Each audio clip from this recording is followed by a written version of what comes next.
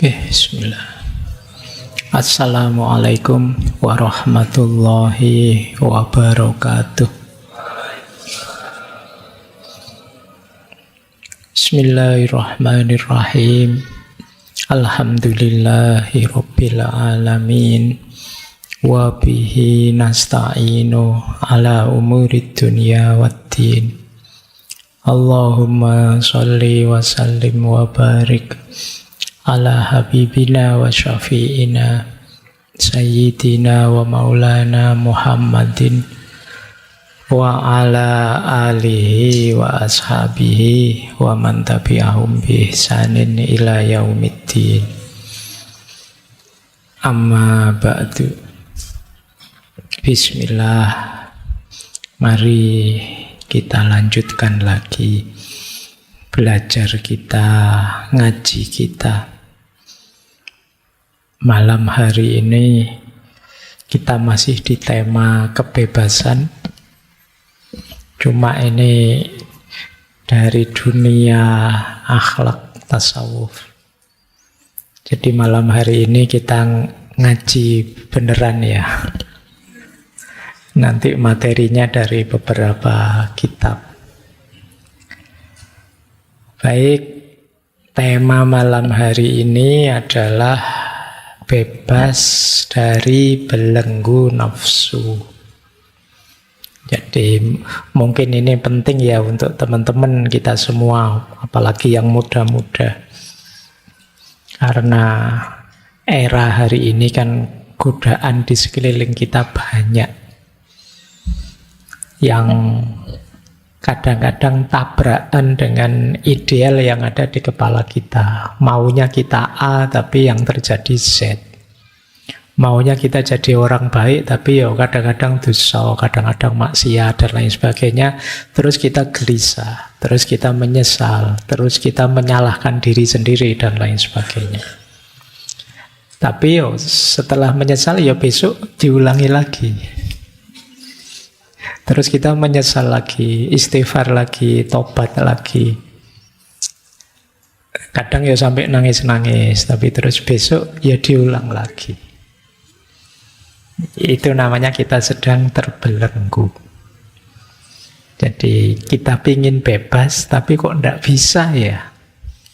Sama kayak waktu dulu kita dijajah Belanda, dijajah Jepang, itu kan kita ya pingin bebas.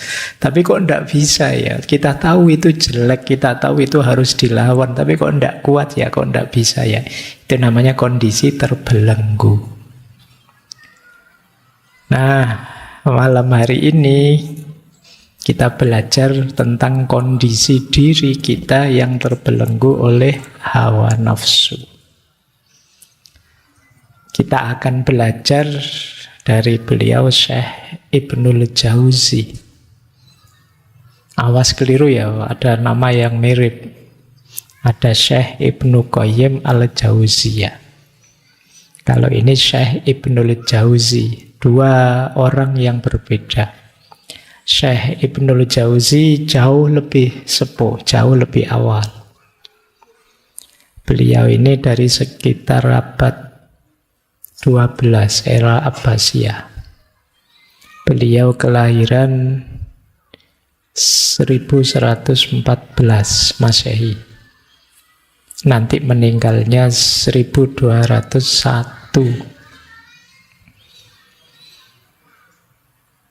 Beliau ulama Sunni, Asy'ari, kalau fikihnya Hambali. Ahli di hampir semua bidang kajian Islam, ya tafsir, ya hadis, ya fikih, ya kalam, ya tasawuf. Kabeh berarti ya. Beliau kuasai semua hampir bidang keilmuan Islam.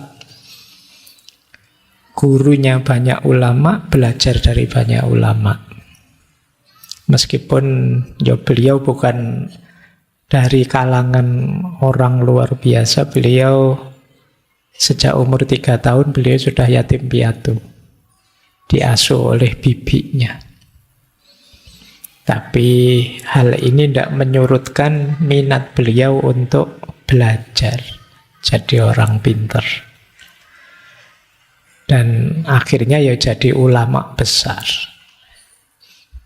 Tadi saya cek gelar-gelar yang diberikan pada beliau, itu antara lain. Tidak usah kaget ya, gelarnya banyak sekali. Meskipun di situ tidak ada profesor, doktor, PhD, dan lain sebagainya. Tapi gelar beliau itu ada Ustadzul A'immah, gurunya para imam.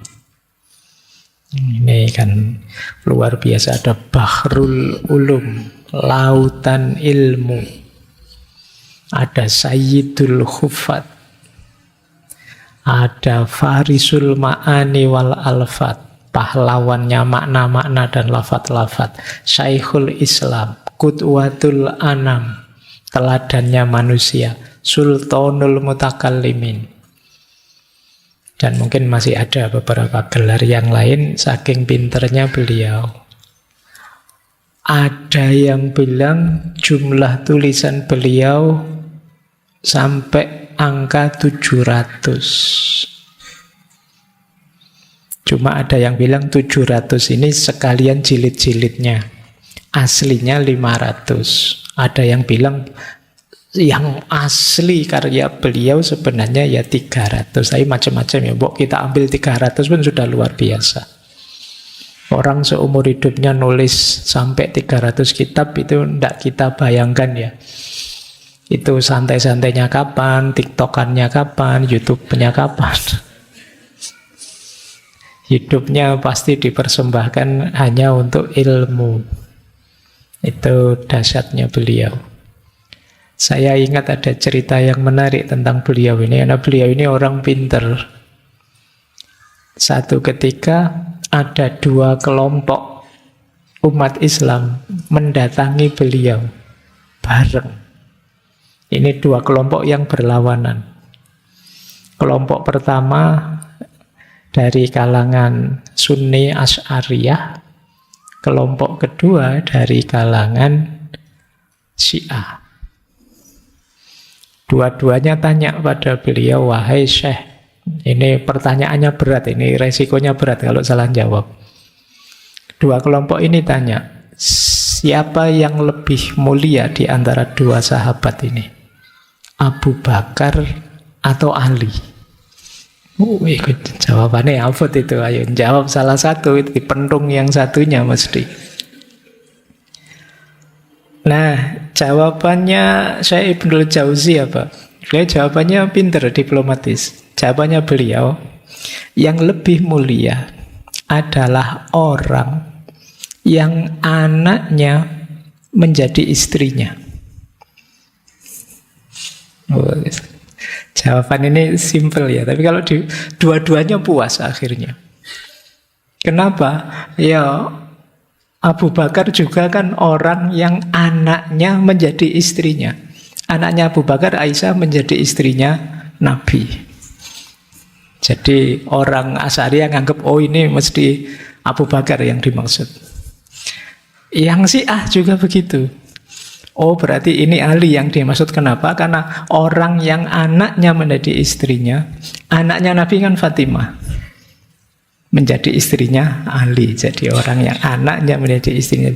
Jadi masing-masing menafsirkannya berbeda. Jadi cuma tinggal bilang orang yang anaknya menjadi istrinya, dialah yang lebih mulia. Dan dua-duanya kena. Itu orang pinter. Itu menyelesaikan masalah tanpa masalah.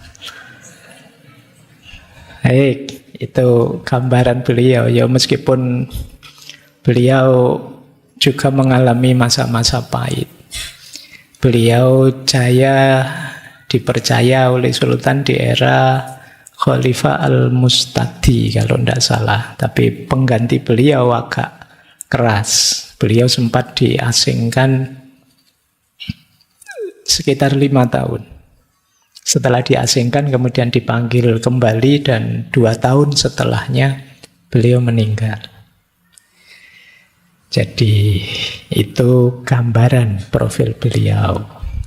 Baik, malam hari ini kita belajar tentang menaklukkan hawa nafsu, menaklukkan belenggu nafsu dari beberapa kitab beliau.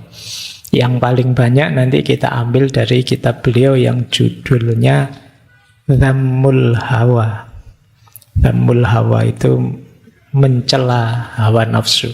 Meskipun nanti kita ambil juga dari beberapa referensi kitab beliau yang lain, tapi utamanya dari situ.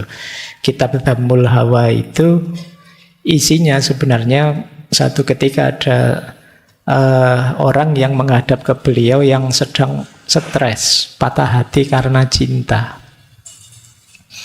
sehingga hidupnya tidak karu-karuan. Nah, terus menghadap pada Syekh Ibnul Jauzi, terus minta wasiat, minta nasihat-nasihat. Dari situ akhirnya lahirlah kitab itu. Meskipun ini malam hari ini kita ambil juga dari beberapa referensi yang lain. Baik, bismillah ya, kita mulai. Gimana caranya menaklukkan hawa nafsu? Yang pertama, kita awali dari self-awareness dulu. Kita sadari dulu diri kita untuk tahu posisinya nafsu itu di mana dan bagaimana. Ya sebagaimana para ulama, para sufi, Ibnul Jauzi juga meyakini bahwa manusia itu hakikatnya ya ruhaninya. Jadi sederhana kita sering bilang manusia itu jasmani, rohani. Nah, yang inti dari manusia itu ruhaninya. Jadi kita itu hakikatnya makhluk ruhani yang diberi casing jasad seperti ini. Berarti esensi kita itu ada di balik yang fisik ini. Dan bentuknya apa? Esensi di balik fisik yang rohani tadi namanya kita menyebut jiwa atau nafas. Jadi ini nanti dibedakan ya, nafas yang jiwa dengan nafas yang syahwaniyah atau syahwah, atau kita menambahi kalau di Indonesia dikasih kata-kata hawa, hawa nafsu, syahwat.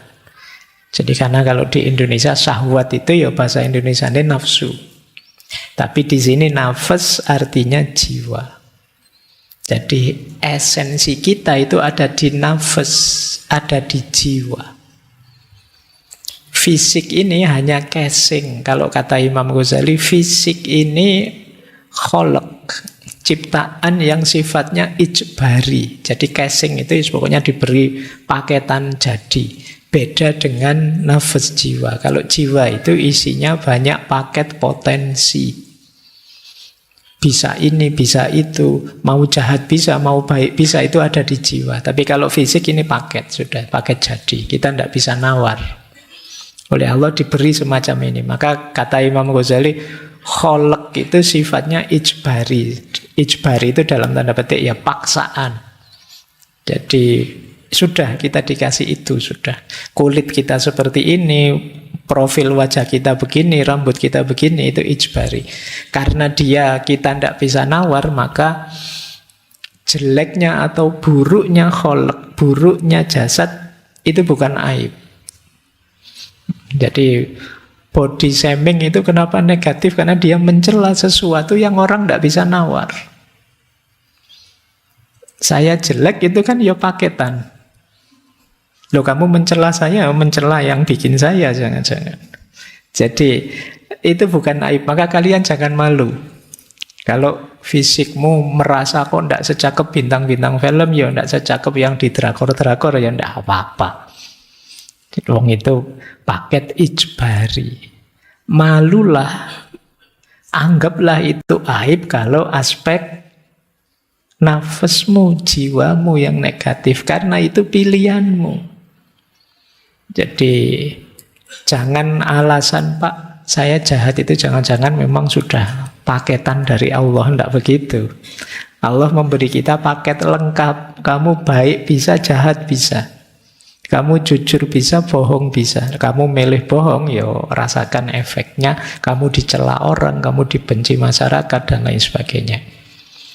Jadi mari kita pahami dua. Maka ikhtiar kita yang paling banyak, ayo membereskan sisi dalam diri kita, jiwa kita.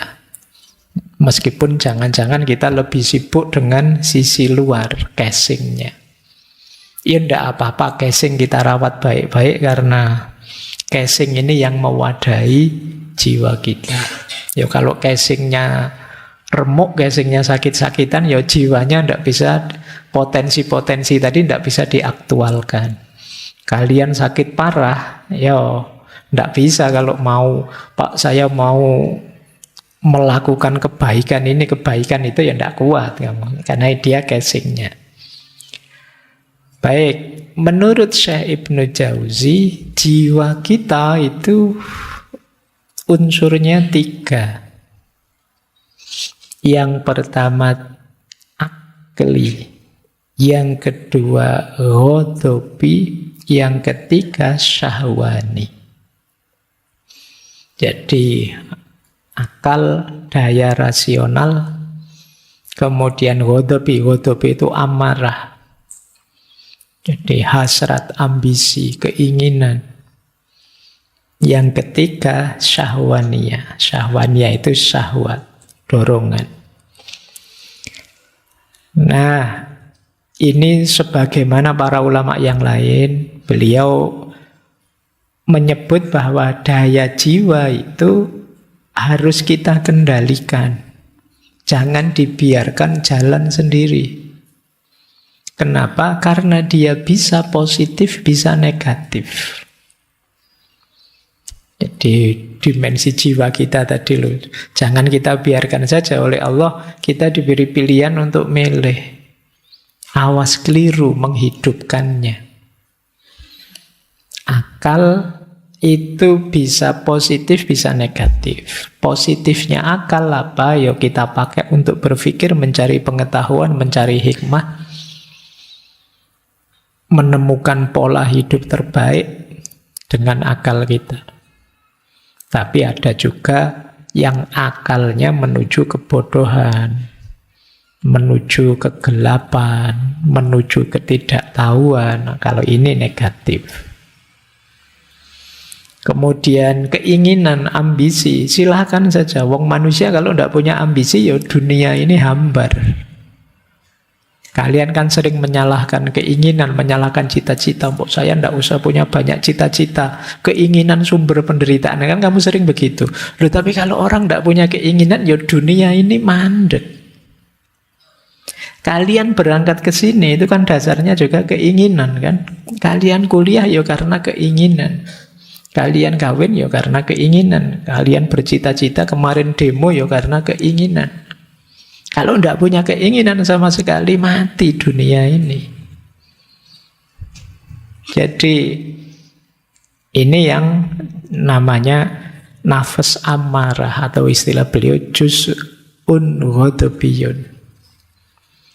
Nah, keutamaannya yang amarah ini, nama istilah beliau adalah syaja'ah, berani. Beranilah bercita-cita. Ada orang yang tidak berani, namanya pengecut. Tidak berani berkeinginan, tidak berani bercita-cita. Meskipun jangan berlebihan. Berlebihan namanya nekat. Jadi berani itu sudah tengah-tengah, sudah pas. Berani itu kan berarti orang penuh perhitungan. Siap, saya merasa bisa, ayolah, itu berani namanya. Tapi kalau tidak ngukur kekuatan diri, nekat saja, itu namanya bukan berani, tapi bablas, nekat. Ada orang yang ingin saja tidak berani, padahal mungkin mampu, itu namanya pengecut. Loh, ini kan harus dikendalikan. Kalian harus ngukur kekuatanmu, kemudian niat, ayolah. Ada banyak hal yang sebenarnya kalian bisa lakukan, tapi sampai hari ini belum jalan. Kenapa? Syaja'ahnya kurang. Terlalu banyak pertimbangan, ketakutan ini, ketakutan itu. Saya pingin sih Pak, sholat tahajud yang tekun gitu. Tapi nanti kalau jam tidur saya berkurang, Jangan-jangan nanti saya sakit ini, sakit itu. Sajaahnya kurang berarti. Saya pingin sih Pak tekun, rajin kayak teman-teman itu. Tapi kan tidak mesti sukses kan, tekun itu kadang-kadang juga hasilnya tidak sesuai harapan. Jadi kamu mikir aneh-aneh, akhirnya tidak jalan. Padahal sebenarnya kamu bisa. Itu berarti sajaahnya kurang. Boleh kamu cek nanti ya, ada berapa banyak rencanamu yang sampai hari ini tidak jalan. Padahal kalian sudah merencana sejak dulu semester 1. Mungkin dulu sebelum kamu kuliah misalnya, di awal-awal kayak sekarang banyak mahasiswa baru itu, di pikirannya idealisme banyak sekali. Besok ya kalau bisa saya, rajin ke perpus lah. Di Sambi, kalau Senin Kemis puasa lah di Sambi. Nanti kalau sering-sering bikin tulisan, kalau kos-kosannya di dekat masjid, nanti tiap hari ke masjid, terus bisa itikaf. Bayanganmu kan ngono. Begitu dilakukan, tidak ada yang jalan sama sekali. Itu kalau bahasa ini namanya kurang sajaahnya. Kamu tidak berani memulai untuk hal-hal baik yang sebenarnya sudah kamu niatkan. Maka ini harus hidup nafas bagian kedua ini, meskipun jangan berlebihan, meskipun jangan tidak dikontrol. Yang ketiga ada nafas syahwaniyah. Kalau ini berhubungan dengan makan, minum, kawin, dan yang sejenis itu. Syahwat. Mencari nikmat, mencari enak. Nah itu syahwat namanya. Loh ini harus dituruti, harus dipenuhi, meskipun sama seperti tadi. Jangan berlebihan, jangan kekurangan. Pasnya nafsu syahwaniyah namanya iffah. Iffah itu menjaga diri, menjaga kehormatan diri, itu iffah. Penuhi secukupnya, kalian akan terhormat. Kalau tidak kalian penuhi, hidupmu sengsara. Kalau terlalu kamu umbar, ya kamu lepas kendali, ya hidupmu kacau, tidak teratur. Penuhi saja secukupnya. Makan, bahkan rumusnya Rasulullah kan ya sebelum kekenyangan kamu berhenti. Kalau lapar baru makan. Terlalu banyak makan, terlalu serakah, mentang-mentang makan bersama terus kamu los pokoknya. Mumpung prasmanan Pak, muter sampai 4 kali misalnya. Loh itu kan orang lihat kamu kehilangan iffah, kehilangan kehormatan. Kamu diketawain orang, kamu dipandang rendah orang. Terlalu ngumbar apalah nafsu kawin, nafsu itu kan juga orang melihatnya kehilangan kehormatanmu. Alah, tiap hari kok mikir seks, terus guyonane itu, terus kan orang terus melihatmu jadi negatif. Itu yang disebut iffah. Penuhi saja secukupnya, jadi bekal kekuatanmu untuk menempuh hidup yang lebih baik. Jangan tidak dipenuhi, akan mengganggu.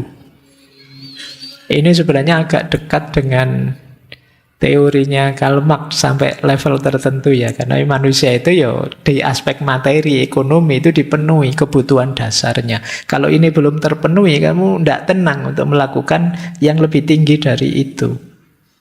Kalau perutmu lapar, diajak belajar, diajak diskusi, ya puyeng, yang terbayang angkringan sama kafe. Tapi kalau sudah kenyang, sudah nyaman, kamu bisa belajar lebih anteng. Itulah syahwaniyah. Jadi ini 3 komponen jiwa kita.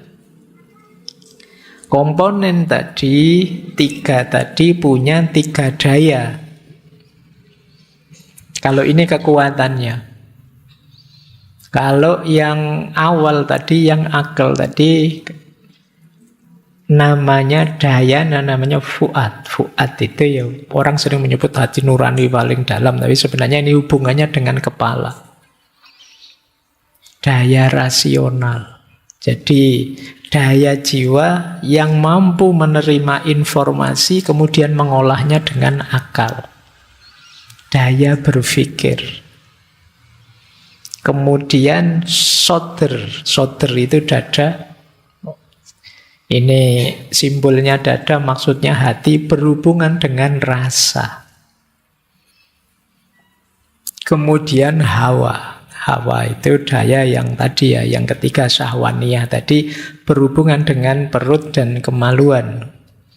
Jadi ini simbol dari kesenangan, makan, minum, hasrat seksual. Jadi akal punya fuad, kemudian yang amarah tadi ada sodr, dan yang syahwaniyah ada hawa. Kepala, dada, perut ke bawah. Ini dulu pernah kita bahas detail ya ketika Imam Ghazali di Kimya'us Sa'adah. Yang bawah dipenuhi terus naik. Ini berhubungan dengan emosi. Emosi hidup yang nyaman. Kemudian paling tinggi natikohnya, akalnya. Jadi emosinya beres, syahwatnya terpenuhi, pikirannya jernih, itulah nanti hidup yang bahagia. Inilah diri kita, daya jiwa kita. Sayangnya dari 3 bagian ini yang paling merepotkan kita biasanya yang bawah, hawa nafsu. Gimana sih cara mengendalikannya? Nah, malam hari ini kita membahas itu. Yuk, kita lanjutkan ya, bahas intinya. Apa sih hawa nafsu itu? Hawa itu apa sih? Beliau mendefinisikan nafsu itu begini loh. Ini dari Dhammul Hawa tadi ya. Ketahuilah bahwa nafsu merupakan kecondongan watak kepada sesuatu yang disenangi. Kecondongan ini diciptakan manusia demi kepentingan hidupnya. Jadi ini kecondongan jiwa kita. Kenapa kok kita condong ke sini atau condong ke situ? Biasanya untuk kepentingan hidup kita. Kenapa kita senang makan? Kenapa kita senang minum? Kenapa kita senang seks misalnya?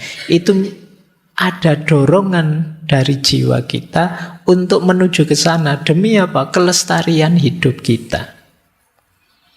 Jadi, Pak, kok Allah ngasih itu ya Pak? Ya kalau kita tidak dikasih itu, kita nanti kalau dikasih isinya yang utama-utama terus, tidak ada tentang makan, tidak ada tentang minum, tidak ada tentang seks, hidup kita selesai. Ini penting untuk mempertahankan hidup dan menemukan kebahagiaan hidup. Jadi jika manusia tidak punya kecondongan untuk makan, dia tidak akan makan. Kalau tidak makan ya habis. Kita akan innalillahi. Jadi ya meskipun tidak harus kemudian.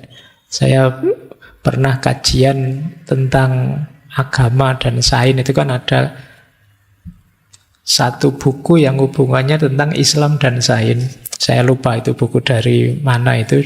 Buku ini cerita bahwa di negara tertentu ada buku sains yang isinya itu unik. Karena semuanya dibuat tergantung. Jadi misalnya begini. Makhluk hidup itu kalau tidak makan seminggu dia akan mati. Terus ditambahi kata-kata insya Allah.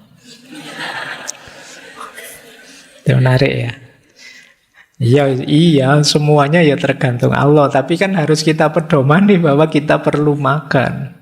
Pak Ashabul Kahfi itu Pak 300 tahun Pak di gua masih hidup seger. Iyalah, itu kan mukjizat, kejadian luar biasa. Tidak bisa dijadikan pedoman untuk hidup kita yang biasa. Jadi ya tidak harus kemudian semuanya diberi insya Allah. Jadi ya meskipun semuanya kuasanya Allah, tapi kan ada sunnatullah yang harus kita pedomani dalam hidup. Makan, minum, termasuk menikah. Jadi itulah hakikatnya nafsu. Jadi jiwa kita condong ke situ untuk mempertahankan hidup kita. Termasuk tadi ada amarah. Amarah itu berguna untuk menolak hal-hal yang mungkin menyakiti kita. Maka kata beliau, tidak seharusnya kita mencela nafsu secara mutlak. Yang dicela apa? Nafsu yang berlebihan, melampaui batas. Jadi melampaui batas kemaslahatan dan menolak kemudorotan. Jadi sekedar maslahat dan menolak mudorot ini saja yang kita cari, jangan berlebihan. Makan itu yo untuk bekal kita mencapai ideal yang lebih tinggi. Minum juga begitu, menikah juga begitu. Jangan finalnya hidup saya ya makan Pak misalnya ya. Eman-eman kita. Tujuan hidup kan tidak itu. Nah, yang dicela yang berlebih-lebihan seperti tadi. Baik. Nah, meskipun banyak orang dibelenggu oleh hawa nafsunya, berarti hidupnya diliputi oleh nafsu saja, yang dipikir perut ke bawah saja. Jadi yang dipikir nyari enak saja. Kita lihat nanti ya, apa sih jeleknya ini. Kemudian gimana cara membebaskannya. Kenapa sih kok kita tidak boleh hanya fokus pada hawa nafsu? Hati-hati. Karena hawa nafsu itu kalau meliputi diri kita, membelenggu diri kita, akan melahirkan dua fitnah. Kata Syekh Ibnu Jauzi, yang pertama namanya syubhat, yang kedua namanya syahwat. Syubhat itu hal yang tidak jelas, samar-samar, yang membuat kita ragu-ragu. Jadi ini godaannya nafsu sudah. Membuat kita bingung, membuat kita tidak mantap, membuat kita tidak yakin. Ini permainannya nafsu. Yang kedua syahwat. Jadi syahwat itu dorongan insting atau fitrah yang membuat kita cenderung, yang kalau kita melenceng tidak terkendali, dia menghancurkan kita. Jadi gara-gara syahwat ini, hidup kita, jiwa kita bisa hancur. Nanti di kitabnya Syekh Ibnu Jauzi menyebut setidaknya ada 17 macam syahwat yang kalau tidak kita kendalikan bisa menghancurkan jiwa kita. Ini kita cek ya, semoga tidak ada sama sekali dalam diri kita. Semoga. Yang pertama birahi. Usia-usia kalian ini biasanya yo sering tergoda di sini yo. Kawin merasa belum mampu, ndak kawin kok tiap hari dipameri gitu-gitu misalnya. Pikiranmu kan itu ya, salahmu dewe yang kamu buka itu terus. Ini bisa menghancurkan jiwa, kamu kepikiran tiap hari, pikiranmu penuh dengan gambar yang begitu-begitu misalnya, itu birahi namanya. Yang kedua rakus, tamak. Enak dan tidak mau berhenti, ingin terus-terusan. Jadi sudah nikmat, ingin nambah lagi, tidak mau berhenti. Ini rakus namanya. Tidak tahu kapan ngerem. Yang ketiga, kekuasaan. Nah, ini contohnya banyak. Jadi, kalau sudah masuk ke situ, tidak mau berhenti, ingin terus. Hati-hati, godaan semacam ini menghancurkan jiwa. Jadi merusak. Kalau jiwa kita sudah hancur, gelap dia, tidak peka lagi mana hitam, mana putih, mana baik, mana buruk. Jadi birahi, kerakusan, kekuasaan, kalau tidak kita kendalikan akan menghancurkan hidup kita. Yang keempat bakhil, pelit. Ini egois, tidak mau berbagi kesenangan, kebahagiaan, kegembiraan, semua mau diborong sendiri, nyari enaknya sendiri dan keluarganya. Itu bakhil. Kok Kok ketawa kalian? Kalian ini contohnya. Terus yang kelima, boros. Tabdzir. Menyia-nyiakan apa saja. Mungkin di kita yang sering kita boroskan, wong kita bukan orang kaya, biasanya yang kita boroskan waktu. Jadi penggunaan waktu kita itu tidak efektif. Ini merusak jiwa. Jadi waktu berlalu dan kita merasa bukan apa-apa, itu menyakitkan bagi jiwa kita. Cirinya kita sering kaget. Loh, sudah seminggu. Besok sudah kuliah, kok cepet libur ya. Itu kemungkinan waktunya tidak kamu manfaatkan secara optimal, jadi kamu kaget. Tabdzir, dusta, bohong, itu akan merusak. Mungkin tidak ada orang yang tahu, tapi ketika kalian bohong kan kalian sendiri tahu bahwa itu kebohongan. Jadi diam-diam kalian sedang merusak dirimu sendiri. Dengki. Tidak senang lihat temannya senang, susah kalau lihat orang lain berhasil, itu dengki. Ini penyakit yang paling merusak. Makanya kalau di surat Al-Falaq itu kita diminta berdoa secara khusus. Wa min syarri hasidin idza hasad. Dari orang-orang yang hasud ketika dia hasad itu karena orang dengki itu dia rela dirinya hancur asal orang yang dia benci juga hancur. Mending benci, orang benci itu masih mikir dirinya saya harus enak, kenapa dia yang enak, dia dihancurkan saja biar saya yang enak. Itu masih mending. Tapi kalau sudah dengki, saya berkorban tidak apa-apa, saya keluar banyak tidak apa-apa, asal dia kalah, asal dia hancur. Ya, itu namanya dengki.